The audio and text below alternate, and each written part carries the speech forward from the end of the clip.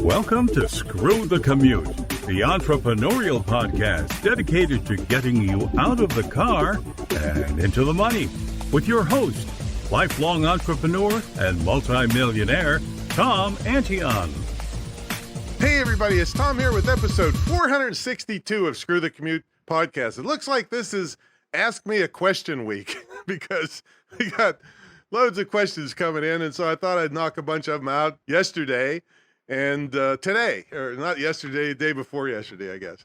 The day before, I answered questions about Clubhouse and calendars and new image formats and Facebook boosting ads, spell checking a website, a big rant about crybaby marketers. And I did do a big rant. And how to improve the sound of your podcast. So did all that the other day. That was on episode 461. And today, we'll get into it here in a minute, but make sure you grab a copy of our podcast app, as always, screwthecommute.com/app, that's APP, and you can put us on your cell phone and tablet. It does all kinds of fun stuff. And then grab a copy of our automation ebook at screwthecommute.com/automate free. This thing, I guarantee you'll thank me if you just do a little bit of what it says. I mean, one tip has saved me 7.5 million keystrokes over the years. All right, so it just allows you to do really automate your business. So grab a copy of that at screwthecommute.com/automate free. And then please help us and support us with our GoFundMe campaign that's putting 5 disabled people through our school so that not only can they learn without all the hassles of travel and to class, but they can legitimately be hired from home. I mean, these are people with mobility and sight problems that, it takes them 3 hours to do something. It takes us, a person without disabilities, a few minutes. So really want to help them out. So go to imtcva.org/disabilities. And at the top, well, you can see all the stuff on that page about how we help folks with disabilities. But at the top is the GoFundMe campaign, because we're going to hire people to help run the program for the persons with disabilities. So I really love your help with that. It's a really great program that's going to change their lives. All right, let's get into the main event. These are questions I've gotten recently. Can I use my domain name through Gmail? Well, yes, you can. And I almost always want you to be using your domain name for your email, whether it be through your web host or Gmail or a Microsoft Exchange. Now, you probably need a geek to do this for you because you could mess up some settings, and some settings most people wouldn't even know where to find them or get them. But anyway, yes, you can, and yes, you should. Now, I just mentioned Microsoft Exchange. Now, this is where your email is synchronized on all your devices. And I'll tell you how I got onto this years ago. I was complaining to my geeks here in the office that, I'd be working all week and then I'd doing emails, all this stuff, and then I'd have to go do a speaking engagement on the weekend somewhere, take my laptop. Well, my laptop didn't have all the emails that I had on my desktop, and I would do emails on the road, and then I'd come back, and then it would take hours to synchronize these giant PST files, they were called. And then I'm scared to death to use my laptop because it's going to unsynchronize everything again if I start using my desktop. I mean, just a mess. So I'm complaining about this. And so the geeks came back with a thing called Microsoft Exchange, where all the emails go to this Exchange service. You can hire this. You can go directly to Microsoft and hire it fairly cheaply. And then my email is synchronized everywhere, my cell phones, tablets, laptop, desktop, multiple desktops. So that's called Microsoft Exchange.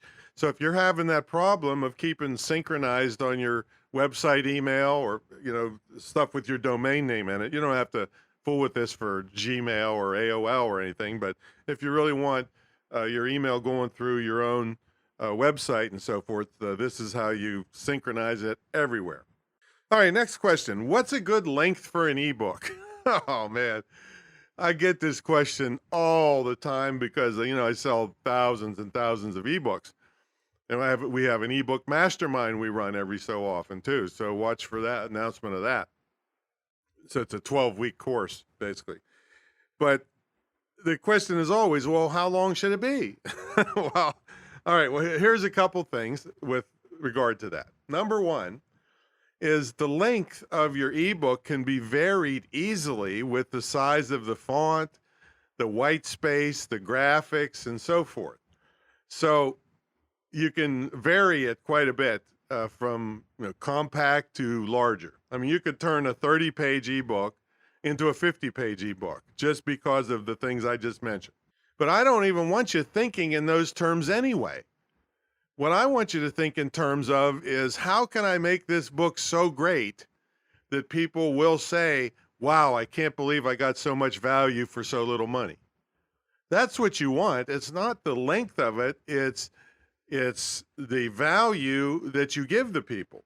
Now, I'll give one caveat there. If it's a very short, and I'm subjective here, but if it was 10 or 15 pages, something like that, here's your tip. And you're perfectly welcome to sell those things. I've paid as much as $183 for an 18-page report one time from marketingsherpa.com, I think it was called. It was some report on the state of email marketing industry. But notice, I didn't say I bought a book on it. I said I bought a report on it. So if your document is fairly short, don't call it a book. Call it a white paper. Call it a special report. Call it an article. All of those are perfectly, or did I say white paper? I can't remember. All of those are perfectly legitimate to sell. But if you call it a book and it's very short, you'll get immediate bad reviews. And that's going to kill the whole project. So don't worry about the length. Make it the greatest you possibly can, and the length will take care of itself. And go overboard. Put a glossary in the back, if that makes sense for your book. Your clickable index in the front keeps you from having to index the book, but your books will have a search function also, so people can search out different stuff. But you can put more graphics in. Make sure you put captions if you put the graphics in. So your book will expand. There's no limit to it.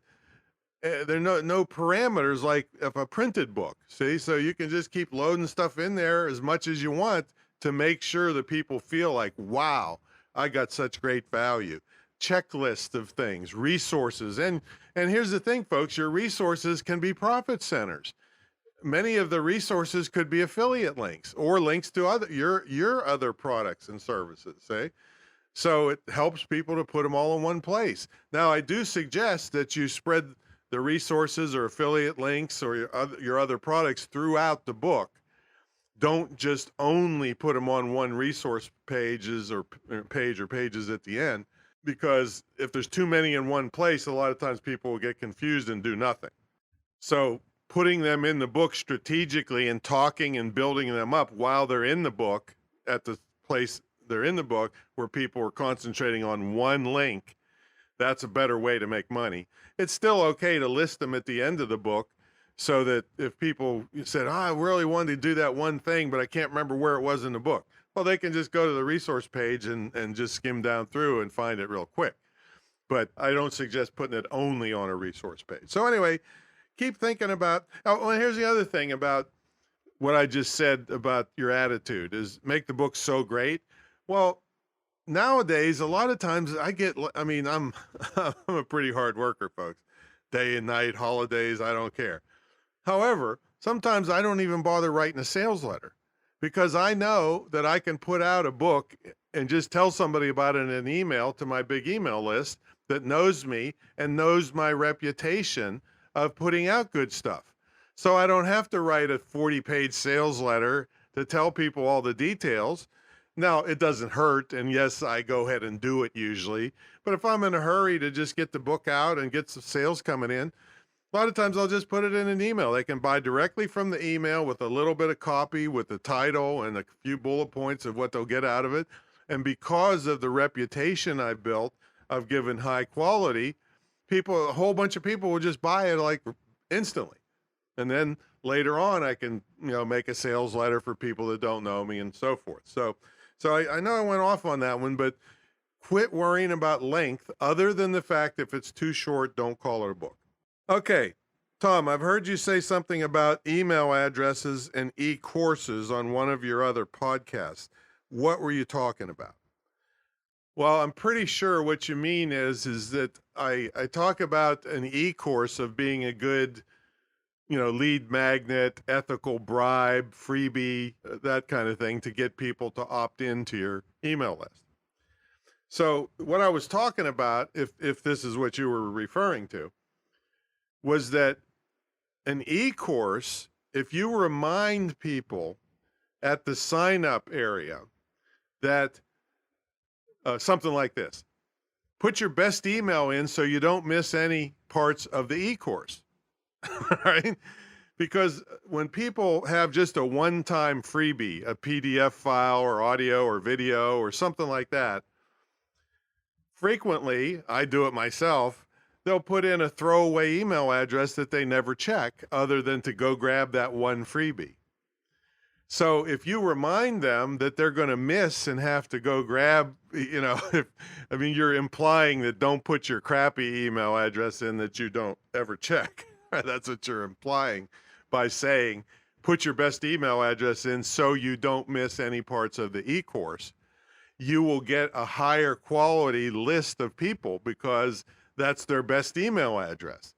Not everybody will do it, but just reminding people, a good percentage will, and that's making your list better because it'll be emails that people actually check rather than throwaway emails for just one-time downloads. So I believe that's what you were talking about. Okay, what's the next question? What's the difference between a coaching program and a mentor program? Well, largely, it has something to do with just terminology.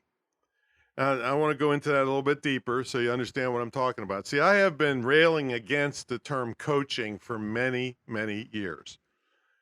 And the reason that I'm railing against the term coaching is because every lowlife that never did a thing in their life wants to be your life coach. Okay. And I'll say that I'm not trying to step on the toes of any really professional coaches that are really competent and really caring, but a lot of people get into coaching because they just think it's an easy buck. And it is in many cases if you hoodwink people into that you have more expertise than you really do, and you don't really care that they get any success. No, so I don't like that. So the term mentor was the trusted advisor to Odysseus in Greek mythology.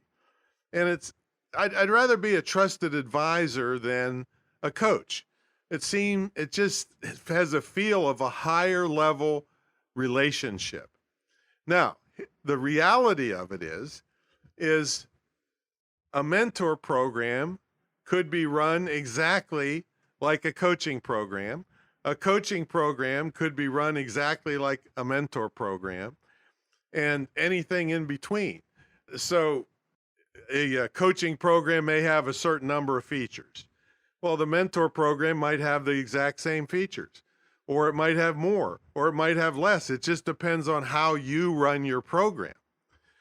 Very few of you are ever going to match my mentor program because it's been running 23 years and 1,700 students and all these fancy, immersion weekend in this retreat center and, TV studio time and one-on-one attention for a year. This is serious in my life. All right. I've devoted a great portion of my life to this to helping other entrepreneurs. I don't have any kids and so forth. So, this is really my baby. I got my dogs, of course. So the difference is there isn't any difference because of the name coaching or mentor. It's what you call it. You're still going to run it however you decide to run your coaching program, right? So that's the only difference, is that the mentor thing, I think, has a perceived value much higher than the term coach. although everybody understands the term coach, but not everybody understands the more rampant number of fraudulent, what I would call fraudulent coaches that are not qualified to be helping anybody. All right. So that's my take on that. All right. Next question. What is a Google web story? Well, hopefully you're familiar with stories on Facebook and Instagram. These are the vertical things that are only there for 24 hours, and you can have different panes in your campaign, or your story could have, when I say panes, I'm not saying it hurts. I'm saying that windows that show up, or graphics or videos that show up where people can go from one to the next.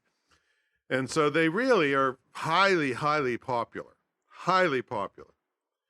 So I don't know, about a year ago, I mean, it's not been very well known to this point, but it's getting a little easier. But Google, and I think I mentioned that, yeah, the Facebook and Instagram kind of stories are only up for 24 hours and then disappear. Or you can save them in a thing on Instagram and that kind of stuff. But typically they're for 24 hours. So Google Web Stories are basically web pages built using a format called AMP, A-M-P, Accelerated Mobile Pages. And they're basically web pages on your website that look like stories that people are used to seeing in Facebook and Instagram. But you have a lot more things you can do with them, because you can run ads on them. You can use them as ads. You can put affiliate links in them. A lot of things that are restricted in certain ways on Facebook and Instagram stories. You can do whatever you darn well please. It's on your website. See? Now, there are plugins for WordPress that assist you in making Google Web Stories. Other than that, you got to go to like Google Document Developers and stuff, geek stuff, you know. So I would try. I think there's one major one put out by Google, a plugin for WordPress. Just put in the search for Google Web Story WordPress plugin. Google Web Story WordPress plugin. It'll take you right there. Install it, and I'm sure there's YouTube videos showing you how to use it. So that's something that's, I said it's been around, I think, about a year, but it just hasn't caught on. I mean, and I don't know if it'll be here forever, because Google has a history of, you know, making features, and then if they fizzle, they just get rid of them. That's like Google Plus is an example of that. So I think it's worth looking into. I'm going to certainly look into it, because I do get good response on my Facebook and Instagram stories, so no reason not to try this. All right, next question. What does disqualifying mean?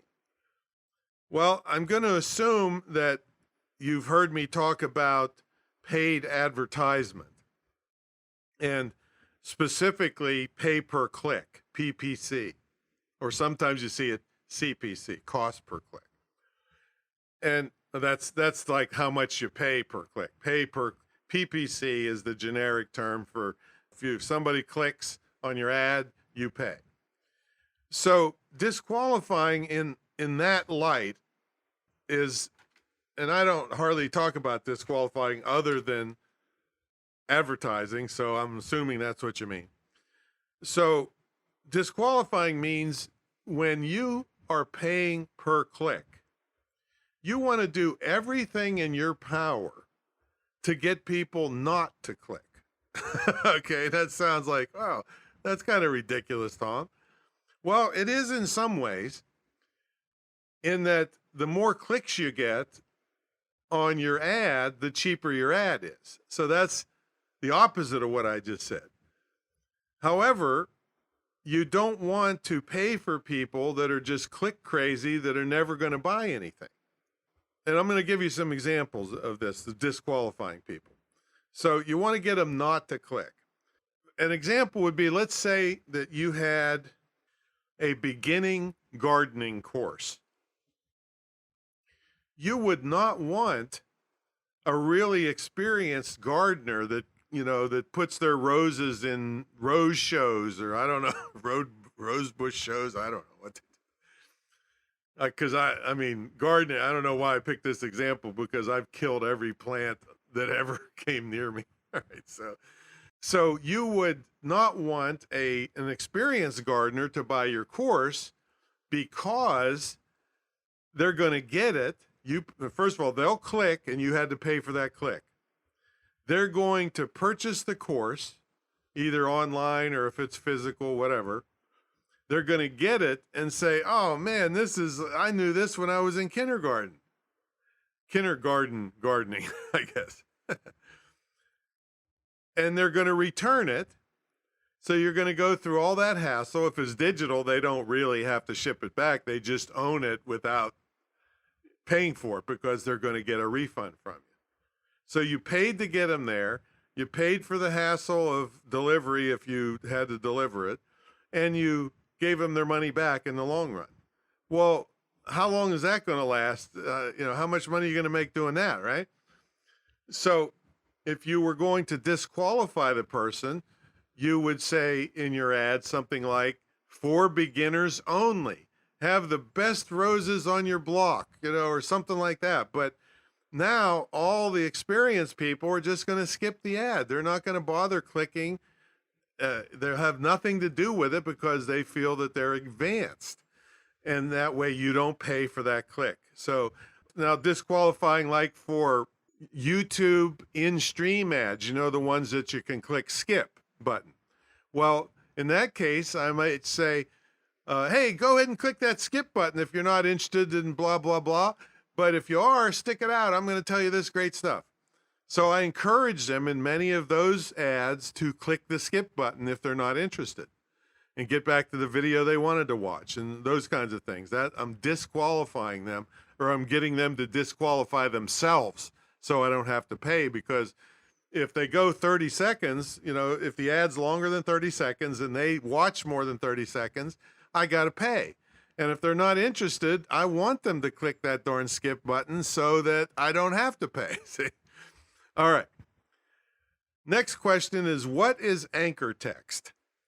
Well, anchor text is part of your web design. I'll say that. And it's also part of search engine optimization. And if you hear a little doggy in the background, I got a rescue dog here that's getting acclimated. The way this plays out is, let's say you have a really long link to your product. It's really weird looking with a bunch of numbers and question marks in it and stuff like that. Or maybe you have an affiliate link that's like that. And you don't want to display that on your web page. Well, what you do is you type the text that you want people to see, and then you go insert hyperlink, and then the text will be there in a little box. But the link that the text goes to when they click on it, you'll paste in there the humongous, ugly-looking link. Then on the web page, or in an HTML email, they'll see click here, or they'll see visit our site, or they'll see, I use a command and a benefit usually. So click here to get standing ovations around the world, things like that. So the anchor text is the text that they read, but it's connected to the link, when they click on it, to where they're going to end up, either in your shopping cart or to another web page in your site. Click here to read more about this topic. Boom, and it takes them to a more in-depth article. So that's anchor text, as on your website or in an email. Now, with regard to search engine optimization, anchor text is seen by the search engine spiders. So you want to put keywords in the anchor text whenever possible, as long as it makes sense for the visitor. And the search engines see that and give it a little boost in the ranking of what the page is about, because the anchor text stands out. You can other things you can do on a page is bold something, make the font bigger. You can use an H1 or heading 1 tag or heading 2 tag. These are other ways you can do it, but anchor text is kind of in that ilk, that the search engine spiders see the text and it helps them decide what your page is about. So it helps with SEO, and it also makes the page look nicer. Now, one thing about that, if the links aren't really crazy, long, weird looking, I don't always use anchor text. And here's why. If I feel like somebody may print this page out, well, if it was anchor text, they can't see the link under it where the link went. So if it's just something like screwthecommute.com/viral for my viral ebook, I'm just going to put that on the page. That way, if somebody prints it out or gives it to somebody else and prints it, they know where that link goes rather than click here to have viral traffic. Well, then if they print the page out, they can't see where the link was going. So if it's a simple link, I put it on the page by itself, clickable. If it's a complex link with all kinds of weird stuff, I bury it under anchor text. Okay. Next question is, I've heard the term heat map. What does that mean? Well, you can get services online, some free, some paid, some free trials, that will look at your web page and they'll see where people use their mouse on your page the most, and that'll light up red. And maybe the lesser places where the mouse goes is yellow, and maybe where they hardly ever go is blue. You know, red is hot, heat map, right? Cold is blue. And that's frequently the color scheme that they use. It'll even look at each link on your page. Now, you can do this with our shopping cart too, but this is just another service that'll do it for you. It'll show on the number of people that hit the page, how many people, what percentage of the people clicked on the different links on the page. And it'll read it right out for you. So you'll see this, you'll see your website with this overlay of the heat map with the red and yellow and blue and different colors. Just make sure you use whatever service you're using, you use their color code to make sure you're not doing opposite of, you think that people are clicking one place and they're never clicking there. Make sure you use their color code, but it's usually red is heat. And then on all the links, there'll be a little percentage of the percentage of people that clicked on that link, and every link has its percentage. And it gives you a lot of insights about your website and changes that you can make. So maybe you see some important piece of information is in a cold area, not getting clicked on. Well, maybe you move that to a hotter area and see what happens. So it gives you a lot, and maybe certain links, like if we just talked about anchor text, maybe certain anchor text was getting way more clicks than other anchor text. Well, then you would go ahead and make the changes to the ones that's getting the most clicks for you, that kind of thing. So that's what heat maps are. You can just type in heat map service, and you'll have loads of companies to pick from. All right, so that's a bunch more questions. People seem to like these, so I'll do them frequently if people like them better. I just want to remind everybody before you leave about our crowdfunding campaign for disabled folks to put them through school. You'll really be helping to change people's lives. So check it out at imtcva.org. That'll be in the show notes, /disabilities. That's plural version, disabilities. And then at the top of the page is the GoFund. You click the GoFundMe link, and you can see the pictures that are of the people in the program so far and a description of the whole program. And please, whatever you can throw in is appreciated. If you're really flush with cash, 15 grand will get you a pick of a student of your own. So, and also we're going to be using the money to hire some disabled people to help run the program. So anyway, that's my story, and I'm sticking to it. I will catch you all in the next episode. See you later.